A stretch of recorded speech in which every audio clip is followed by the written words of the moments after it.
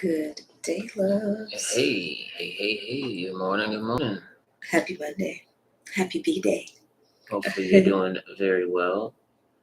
Today, looks like we're live on all three platforms. Mhm. First of all, welcome back to the Holistic Freedom Secrets podcast. We cast these pods at 6 something in the morning Yes. because we love you and because we got to Yes. start your day off right. Yes. In the breakfast and everything. Before breakfast, in the Holistic Freedom Secrets podcast, we follow a 5-prong healing system that corresponds with the 5 days of the week, and that consists of the topics of be, cleanse, fuel, move, and shine. Today is Monday, therefore it is B Day. Mm-hmm. And in B Day, we talk about things that deal with mindfulness, mind mastery, your connection to spirit and the divine, and who we really are in this human experience. Today, we're going to talk about the connection between mindfulness and rest because I am not well rested. So I thought it was a great opportunity to discuss, rest and different topics that touch rest, right? So very excited for today's episode. It's called Rest and Refresh, Enhancing Mindfulness Amidst a Busy Life. And in case you don't know us yet, good day, loves. I'm Coach Tensi. I'm Coach Soul. We're holistic health coaches. And we're married. Yes, indeed. And this is our daughter. It's our celebrity guest. So, in previous B episodes, we've talked about how to be yourself in various situations. We've talked about, oh, hey, it's Yoga House Houston. Yes, indeed. Jill? Yes. Jill, hey. Hey, love. We've talked about how to be authentically yourself in various situations. We've talked about how to enhance your connection to your true self. We've talked about how to know the difference between yourself and your mind. All of these things are very, very important, but none of these things are really going to come easily or come in a way that you understand them if you don't rest well. And if there's no room for you to remain clear because you've been well rested. Yeah. And especially if you experience things like brain fog, this is a big culprit. So keeping in mind that we can find another way, and we're going to talk about some strategies today as well, but yeah. Yep. So here we go. First thing we got to talk about is the importance of rest for mindfulness. Hold on, let me just gotta recalibrate my outfit. It's the importance of rest, for mindfulness. And basically, well, first, what is mindfulness, right? What is it to be mindful? In my personal definition, mindfulness is clarity. Mindfulness is akin to, in every moment, being extremely clear of what is versus what isn't just in the mind, right? What really is, what really comprises what's going on versus what's just in the mind. That's mindfulness. And how that is acted out is by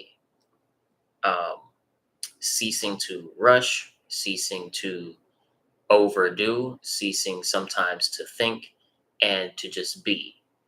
And this beingness, tapping into your reality, is what brings about clarity.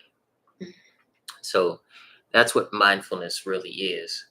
And rest enhances mindfulness because rest improves your focus and attention. And so when you go to cease all of the useless thoughts, you can actually pay some attention to that spiritual currency of attention. You can put toward uh, ceasing the thoughts and focus on it more readily.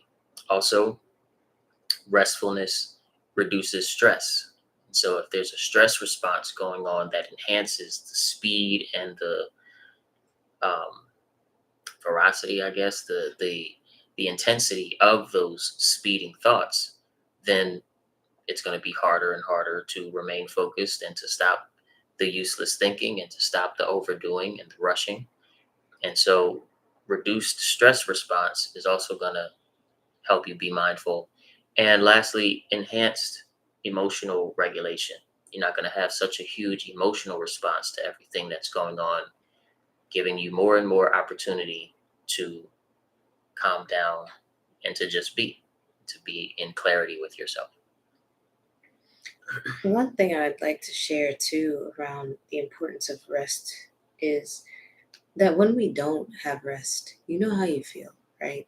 Even whether you just wake up or it's like you're trying to push through at the end of the day, it's the wee hours of the morning. And you feel like you drag it. It feels like um it's almost like I get a little buzz when I'm very sleep deprived. And the studies have shown it's akin to being literally under the influence, like you're literally sleep drunk. And what happens when you're drunk, right? So we want to make sure that when we are not well rested, we are creating space for us somewhere in the day to get that rest, whether it's a nap or something. Because just this past week, y'all, I know, I found myself like trying to post this 60-second clip, and I was like, I'm gonna post this, and it ended up being the last thing that I did. And I was like, I'm gonna do it. But I was already well past the point of needing rest. And I tried to push through and I ended up falling asleep, waking up, falling asleep, waking back up in the middle of the night several times, not getting quality rest.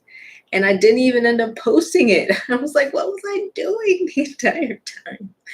I was fumbling around, so our productivity tanks, right? And we get a lot less done in the time than we could have if we just done it at some other time, or just like schedule it. If I had scheduled it for tomorrow, right? It would have been a little different. So keeping that in mind, that when it comes to memory, when it comes to like learning all these new things, when it comes to productivity, but also when it comes to just our overall health, Hmm. our bodies need rest. That's when we are able to actually do a lot of the repair work. Our cells are able to help us repair the things that are damaged on a cellular levels when we gift ourselves time to rest. And it's Absolutely. not just at night, it's also between eating. So taking pauses from eating, allowing for our body to rest as well. And so one of the things that you'll experience if you're up, until the wee hours of the morning and you're trying to do something and you're not giving yourself proper rest is called brain fog. And brain fog is caused from a few different things, lack of sleep being the biggest, but also brain fog is caused from stress, poor diet, and dehydration. So you got to hydrate, you need to eat better, right? Eat your water, eat your colors, eat these things, and try to reduce stress. And one of the biggest ways to reduce stress is to get proper rest at night. Um, and then brain fog is associated with hormonal imbalances. So your hormones get all out of whack when your circadian rhythm is all out of whack Specifically estrogen. because your body cycles through hormones in a cyclical manner, and we have to support those cycles, right? And it's not when I say cycle, I don't mean menstrual period. Yeah. Men and women both have hormonal cycles that happen in a very natural way that correspond with how our bodies and uh, DNA is programmed to work, right? And so hormonal imbalance is one of the things that is like if you have major brain fog, you definitely have hormonal imbalances that are happening within your body, and you want to correct those. One of the ways to do that is to get proper rest at night. Again, when you are in sleep, especially REM sleep and deep sleep, your uh, different parts of your brain send signals throughout your body for restoration work to be done, because restoration work takes up a lot of energy, and your body can't focus on that when you're up making coffee, making this, doing the dishes, whatever it is. You can't do the same amount of restoration work that you can when you're actually asleep. Yeah. And you can't rest while you're still digesting food. Your body like can't do both at the same time truly. So keeping that in mind as well. As far as the um so when it comes to, like we mentioned, the hormonal imbalances, it's a day-to-day kind of thing that we can look at. And I have started to look at this. Like I learned this from Dr. Mindy Pels, who's a functional health and a holistic health, like more so naturopathic side, lifestyle side of medicine. She's a doctor. Anyway, and um, she has a book called Fast Like a Girl, which talks about this all the time, and she mentions the different personalities of the hormones and symptoms to know when what hormone is out of balance, and kind of what to do when coming back on track. So one of the things that um, I began to incorporate in my day is to check in, like if I am experiencing brain fog, then I know that estrogen is not in balance. She's not happy. And um, when when estrogen is too low or too high in relation to the other hormones, when she's not in harmony, then some of the things that help, or some of the other symptoms are like bloating, or stuff like that as well. Or if you're menopausal, perimenopausal, that would be hot flashes. However, foods like the good fats, coconut oil, yada, yada, yada, yada, that we cover in other fuel episodes on Wednesdays, those are really supportive to estrogen when brain fog comes. But not to get off track too much. Um, let's reel it back. I'm gonna pass it on back to you for the mind. Um, we gotta prioritize rest, y'all. All right. No. um, it's still important what you're talking about. Getting in touch with knowing when your body is doing certain things, when you feel certain negative feelings or experience certain negative experiences, that corresponds with specific hormonal imbalances that we can target with food, rest, and mindfulness. Yeah. So, so it's very important what you mentioned anyway. But yeah, the next thing that we want to go ahead and talk about is resting the mind when you really can't rest the body. Meaning, when you have things that must be done, whether it's for your financial health or for your family, when you just have to sacrifice rest for the good of your family, or for whatever reason you have something else that takes priority over getting rest, then there are things that you can do in 5 minute and 10 minute increments uh, that rest the mind and give you opportunity to do some of the low level restoration in your body before you get to bed at night. Mm. And so the first thing I would definitely have to plug in here is called meditation of the heart. Yeah. Meditation of the heart is a specific style of meditation that does not involve your imagination at all. Okay, it's guided meditation that you can find at ufuluchild.com/meditation replay, where in the guidance, you're simply brought to the connection point between yourself and the now moment, you could say, here and now, and yourself, and the connection between who you are and what here and now is, right? Because there's a connection. It's a very unspoken connection, and if some of these words are hard to follow, bear with me, as not a lot of people talk about this. But basically, meditation of the heart is meditation of the heart of being, not the heart of emotions, but the heart of being, of beingness. And again, beingness is clarity, right? And so what meditation of the heart does is allows for your mind to unfocus on thoughts, your emotional body to unfocus on current emotional experience, and for clarity to come in the form of knowing the difference between yourself and your mind, between yourself and your emotions, between yourself and your story. And so meditation of the heart is a great way. And again, 5 minutes, 10 minutes, 15-minute increments throughout the day, whenever you can, put on a guided meditation of the heart episode, if you will, and allow yourself to be grounded in the truth and in clarity. That's one thing. And then I just want to say that meditation of the heart, especially those replays, some of them are, you may not have like 20 minutes, you may not have 13 minutes in your schedule between the moment where it hit you like a ton of bricks that you need to have a reset moment. You need a refresher of spirit, of mindfulness. And these meditations are pretty cool to where like it really doesn't matter where you hop in them. Yeah, you can hop in the middle, or you can start it and then just stop it 5-10 minutes in.